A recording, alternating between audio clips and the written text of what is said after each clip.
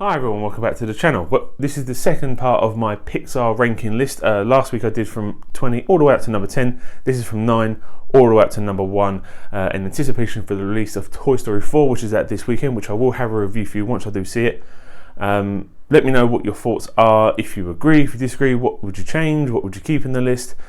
Let me know, it'll be fun, interesting discussion to have. Anyway, so moving on to the next film in the list, which is... So the next film is Ratatouille. Another film I think gets overlooked a little bit in the sort of the Pixar shuffle. It never had a sequel. It's never kind of referenced again. But again, I think it's a really good, solid film. Again, great characters as well. The rat, he's really good. I like the sort of the way he controls the chef, and he's kind of bumbling the whole way through. And kind of he starts off as the sort of the loser and stuff, but he kind of grows throughout the film. And it's a really, really nice family film. You can sit down and watch and just be entertained. It doesn't have to be spectacular, it doesn't have to make you cry. It's just entertaining and a nice film. It puts a smile on my face every time I see it. So Ratatouille unfortunately gets overlooked a little bit, but definitely up there with some of the better Pixar films. Anyway, so moving on to the next film, which is...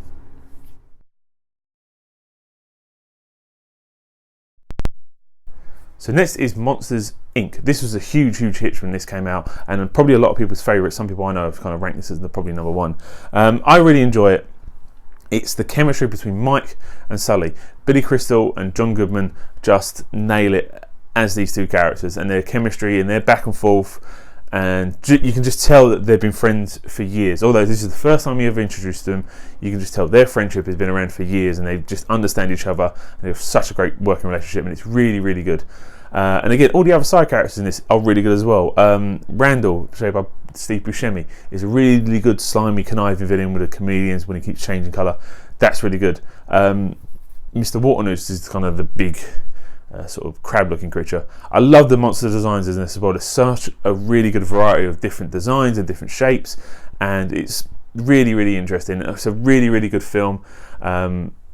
It's got some emotional beats which are really good, especially towards the end when the relationship between Sully and Boo is really close, and I think really enjoyable film. Definitely something that you should 100% recommend if you haven't seen it. But if you haven't seen it, where have you been all this time? It's been around for years. Anyway, so moving on to the next film, which is...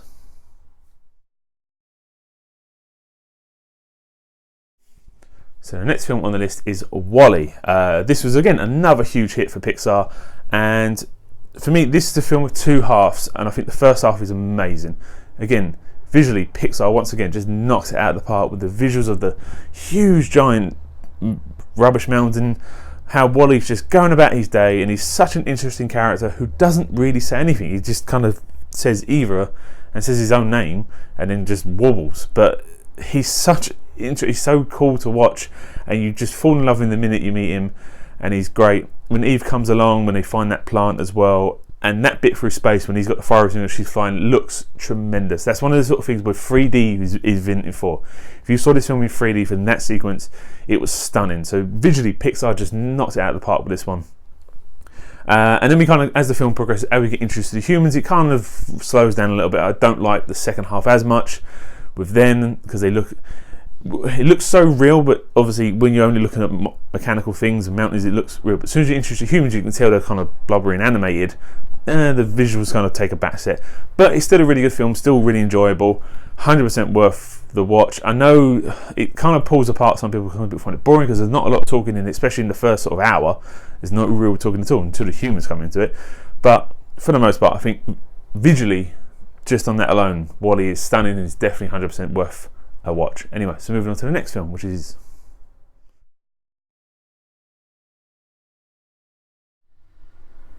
So next is The Incredibles. I think this is the first Pixar film that really dealt with humans rather than being either toys with some human elements or bugs or monsters or whatever. Humans actually in this one, and this is probably the best praise I can give The Incredibles. It's the best Fantastic Four film we've ever had, because the other Fantastic Four films we did get are terrible. This is great. The family dynamic in this is amazing. I really like the sort of superheroes are going to hide him, but they still want to do good. They're still kind of drove by that passion. And Syndrome as well. He's such a great villain. This is what the sequel lacked. As I said before, is a villain. The villain in the sequel is terrible. The villain in this is great. Syndrome, you can see where he's coming from a little bit, where he idolised Mr. Incredible. He just wanted to be his fan, and he was kind of brushed aside. And that one incident has driven him all the way up to being this big, huge supervillain that he's kind of embraced now, and he's kind of doing his own thing, trying to make himself a bad guy. And it's really good. I've really enjoy him and the movie itself. It's as they all kind of embrace their powers and move on. It's really enjoyable, 100% worth recommending The Incredibles. Like I said, it's probably the best Fantastic Four film we've ever had, outside of actually being called Fantastic Four. Anyway, so moving on to the next one, which is...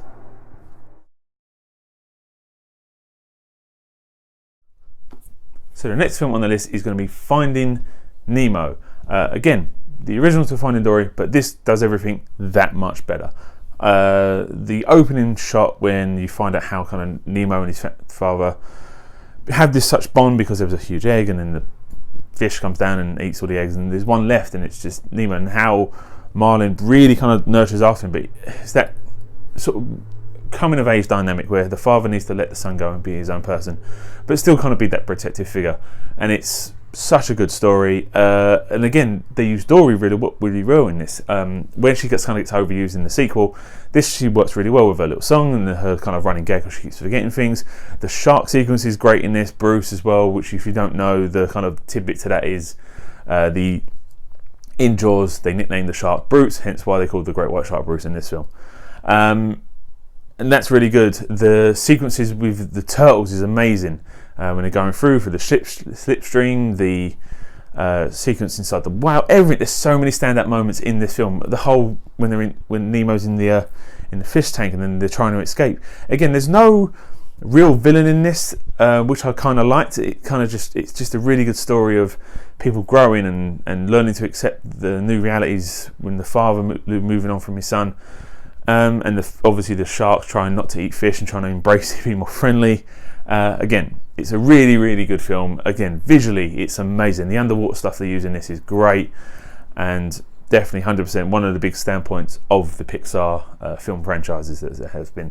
Anyway, so moving on to the next one, which is...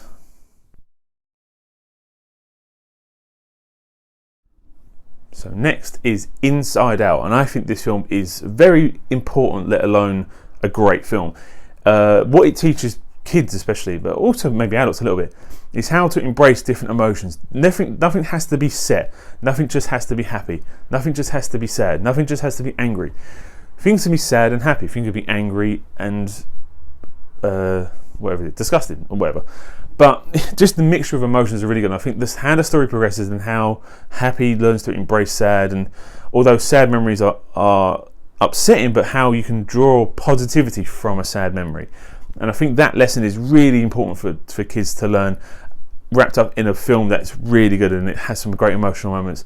The whole Bing Bong thing just got me the first time I saw it, and still gets me now when I watch it since. So Inside Out is definitely a really good film, very cleverly written, and something that I think is quite important for kids to learn from, as well as see and enjoy the film as it is. So moving on to the next film, which is...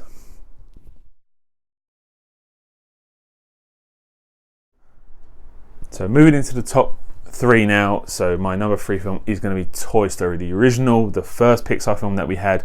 And this kind of really sits deep inside my sort of nostalgic childhood films. I remember seeing this at the cinema and just loving every single minute of it. And it still holds up today. Even the animation, which obviously Pixar have moved on leaps and bounds with their animation, and look at the stuff they do now, and it's stunning. Even this, although it doesn't have that sort of grand epic scale of a Brave or Incredibles or something like that, it's still really good.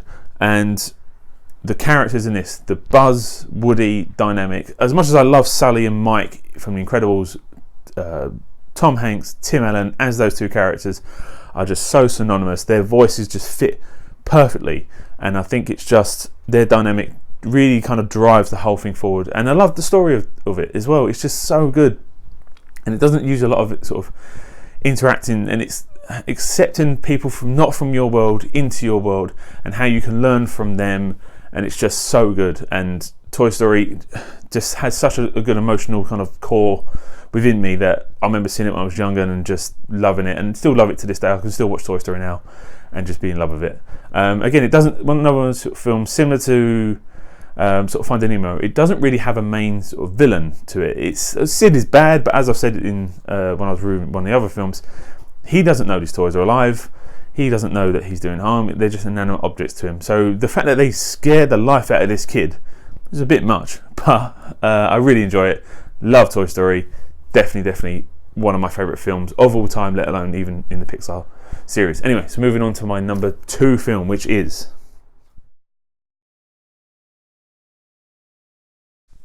So number 2 is maybe a surprise to some, not the one that gets talked about a lot, but Coco just got me. It just did. The music in this is so good, and it's really kind of, even now I kind of hum the songs a little bit, and it's the ending. It's another really important film, similar to Inside Out. It's how we look at death, and how death can be scary, and it's something it's going to come to us all eventually, but how it deals with that, how it puts almost a positive spin on it, as then when people die, they're not forgotten. As long as we remember them, they will constantly live on. I think that's such an important story, and something to tell kids as well as adults. I think it's something that is kind of hopeful, even if you don't believe in the sort of the Day of the Dead, the way the Mexicans embrace that. Just that little kind of nugget of, as long as you don't, is such a great thing just to kind of keep hold of, and just to carry on through life. I think Coco is so good at that. And the Remember Me song just hit me. Even my wife, just gone. Just nothing more I can say. Even if I watch it now, it will set me off. Such a great film. Definitely worth watching if you hadn't seen it. I don't think Coco gets talked about enough of how much of an important film it is, let alone of how good a film it is. Again, visually, the way the Land of the Dead is designed is breathtaking. It's so good. Definitely worth a watch. 100% recommended for people of all ages. It's something you should always see, is Coco. Such a great film. And then moving on to number 1, which is...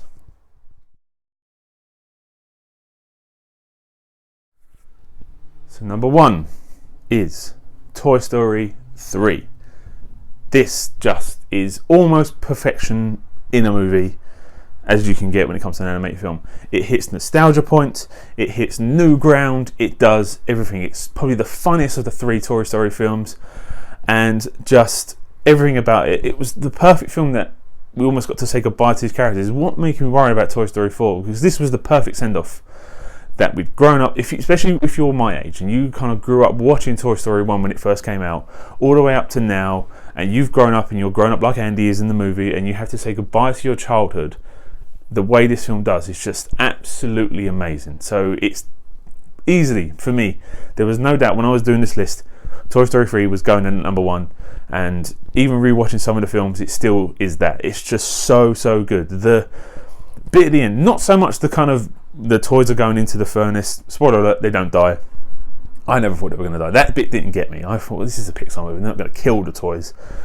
But it's the bit at the end when Andy and Bonnie are playing with the toys. It's the last time he's going to play with those toys, and he hands them over to her. He gets in the car, and she makes Woody wave it in, and he chokes up. That made me choke up. In the cinema, I had to kind of bury my face in the popcorn to kind of hide my tears away from children. So it's just absolutely amazing, this film.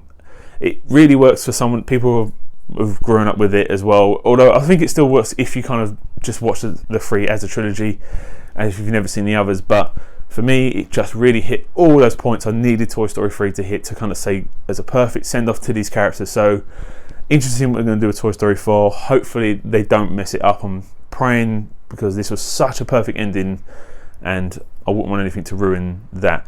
Anyway, thank you very much for watching this list. I will see you for the Toy Story 4 review in a few weeks. I think a few days it's coming out. Anyway, thank you very much for watching. I'll see you next time. Bye.